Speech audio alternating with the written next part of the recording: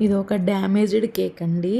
అసలు ఇట్లా డ్యామేజ్ అయిపోయిద్దని నేనైతే అస్సలు ఎక్స్‌పెక్ట్ చేయలేదండి.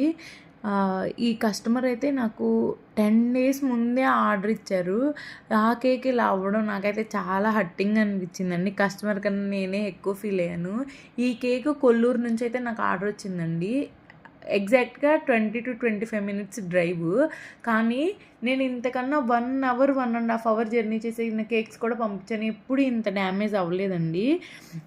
ఈ కేక్ అయితే చాక్లెట్ ఫ్లేవర్ అండి. నా దగ్గర రౌండ్ టిన్ గూడా లేదు. కస్టమర్ వాళ్ళ హస్బెండ్ బర్త్‌డే కోసం హార్ట్ షేప్‌లో కావాలని అడిగారు. రౌండ్ షేప్ కేక్ నేను ఇలా బేక్ చేసుకొని దాన్ని ఇలా హార్ట్ షేప్‌లో కన్వర్ట్ చేసి అయితే ఇలా డెకరేట్ చేసి అయితే పంపించానండి. ర్యాపిడో అతనికి ఇచ్చేటప్పుడు కూడా నేను చెప్పాను, జాగ్రత్తగా తీసుకెళ్ళండి అన్న అది కేక్ అని కూడా. సరే అని చెప్పారు. కానీ ఇలా డ్యామేజ్ చేసుకొని అయితే తీసుకెళ్లారు. ఈ కేక్ చూసి కస్టమర్ ఏమన్నారో నెక్స్ట్ పార్ట్‌లో చెప్తాను.